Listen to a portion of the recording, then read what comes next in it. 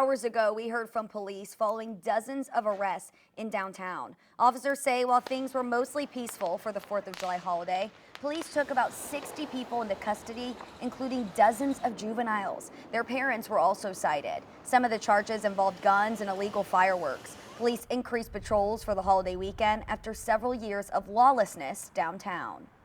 You see the Don Julio? That's a sign. That means don't come here.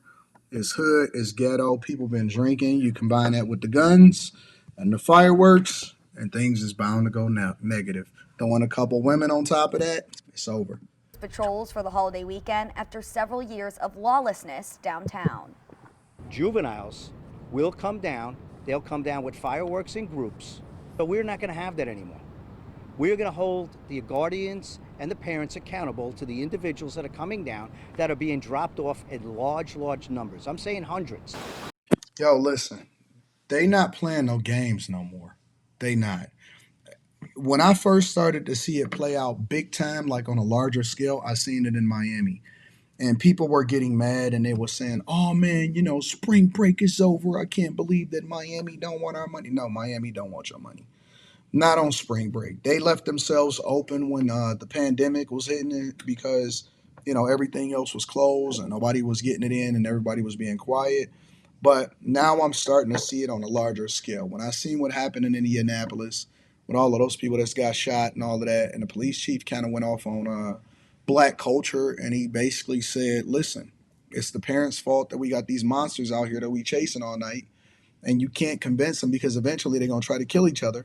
And this is one of the reasons why you see the tragedy happen the way that it is. You've seen what happened over in Chicago. In Chicago, as of right now, the tally is up to 44 people that has been shot, 60 fatally. And so these cities are tired of using their resources. It's taking manpower, hours, police, jail, and they're tired of the culture coming down and drinking and tearing up and bringing their own fireworks and stuff getting on fire and stuff getting destroyed and people's cars getting stomped on and stolen and all of this stuff. And so now these police chiefs are starting to say, "Listen, not only do we not want y'all down here if you are not supervised," which is fine. You know what I'm saying? I'm cool with that because these kids is out here out of control by themselves anyway. Not only are they saying, "Listen, we don't want y'all out here without the kids being supervised," but they're also saying, if your kids are unsupervised and they getting caught up and we arrest them, because he didn't say they was just out here like loitering. He said that they was out there with guns and illegal fireworks and all of this stuff. And he said, we're going to hold the parents accountable now.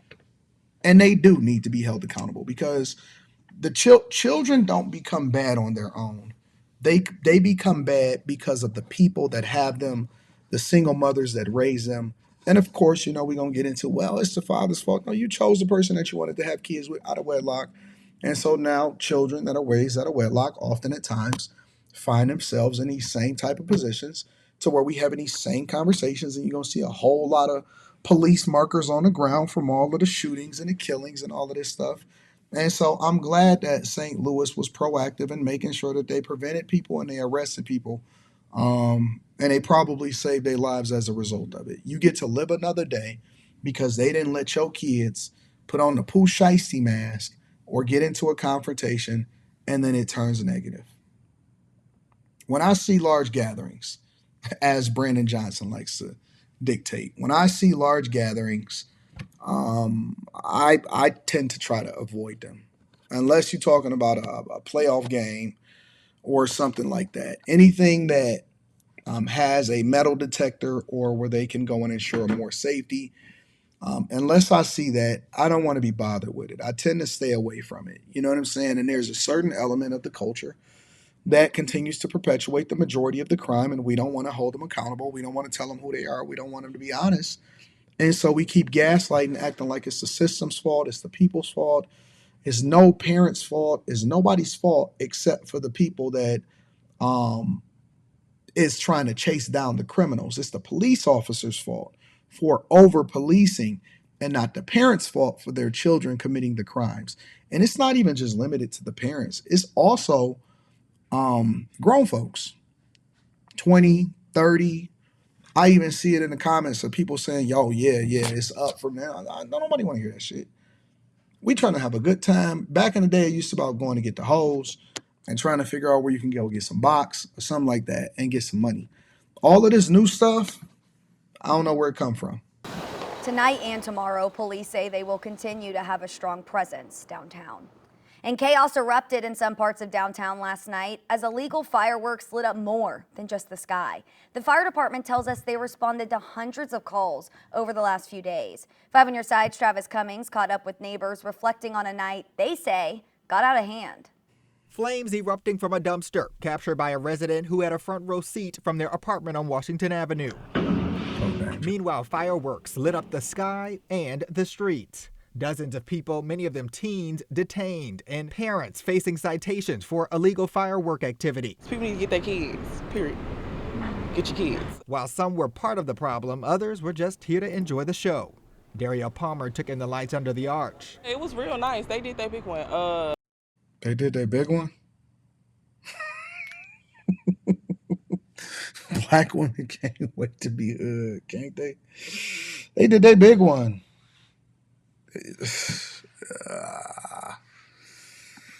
I seen Superman. Was not expecting that. I said, okay, the budget is big this year. But she didn't stay out too long. I was outside for a bit. You know how St. Louis is, so I was like, I don't want to be a victim. And that's sad. That is very sad. And she's smart. Because ghetto as she is, she's smart. It's sad that she said, I was only outside for a second. Because you can't even just go outside and watch fireworks no more. She said, I was outside for a second, but I didn't want to be a victim. Let me play it again for the people in the back. You know how St. Louis is, so I was like, I don't want to be a victim. That is so sad, y'all. It is sad that we live in America and there are certain communities and cultures, and I'm going to just call it out for what it is. The ones that voted at a 92% and 78% clip, that you got to be scared of. You got to be scared of. And I've always said that before we ever even, and I'm not going to even mince no words, before we even have a conversation about fixing, requiring, holding other people accountable and all this other type of stuff, yo, you got to be more scared of people that look like you if you look like them. And that is a bigger issue than anything that anybody could say that is the biggest issue across the board.